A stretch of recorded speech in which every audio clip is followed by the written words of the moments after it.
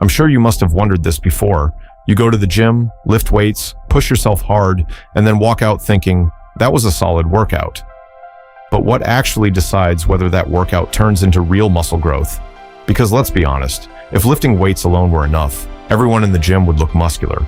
So what's really happening inside your body?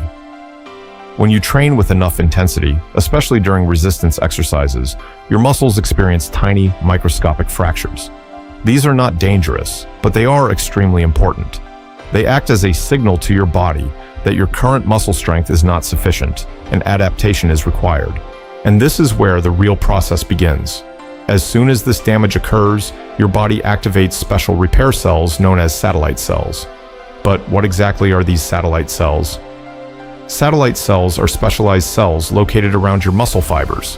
You can think of them as a reserve repair system, quietly waiting for the right moment to act.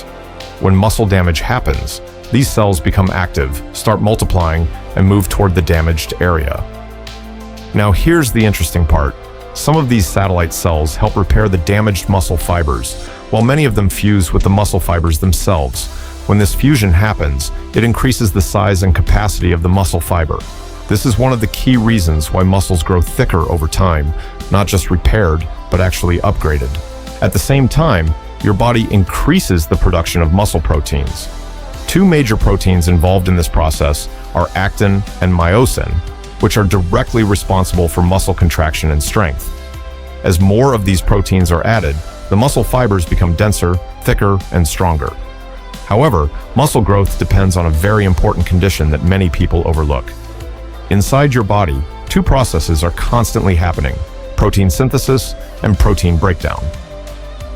Muscle growth only occurs when protein synthesis is greater than protein breakdown. If this balance is not in your favor, you may not see results despite working hard. This is why nutrition and recovery are so important. Your body needs enough protein, calories, and rest to properly repair and rebuild muscle tissue.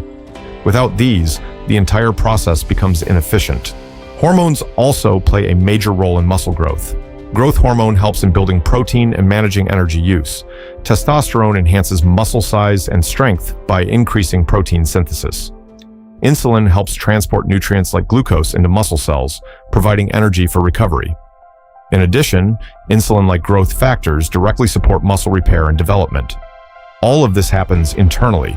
You don't feel it, but your body is running a highly coordinated system designed to make you stronger after each workout. Now, let's talk about training intensity. The level of stress you place on your muscles determines how strong this adaptive response will be. If the challenge is too small, your body has no reason to change. This is why progressive overload is essential. Gradually increasing weight, repetitions, or intensity forces your muscles to keep adapting. But there's an important balance here. More intensity does not always mean better results. If you push too hard without allowing proper recovery, your body may not be able to repair the damage effectively. In such cases, progress can slow down or even reverse. Another factor to consider is individuality. Not everyone builds muscle at the same rate. Genetics influence your muscle fiber type. Some individuals have more fast-twitch fibers, which are better for strength and size, while others have more slow-twitch fibers, which are better for endurance. Age, hormone levels, and starting muscle mass also affect how quickly results appear. However, one thing remains consistent for everyone: progress requires consistency. The biggest challenge for most people is patience. Muscle growth is a gradual process. Even though your body begins repairing muscle fibers within hours after a workout, visible changes often take weeks or even months. This delay can make it seem like nothing is happening, when in reality, progress is occurring beneath the surface. In the bigger picture, muscle growth is not just about lifting weights. It is a combination of proper training, adequate recovery, balanced nutrition, and time. Your muscles are highly adaptable, and if you continue to challenge them appropriately, they will respond by becoming stronger. So the next time you feel sore after a workout, don't think of it as a problem. It's simply a sign that your body has received the signal to improve and is working to rebuild itself. But this also raises an important question. If muscle growth depends on damage and repair, then how much damage is actually optimal? Too little may not trigger growth, while too much could slow down recovery.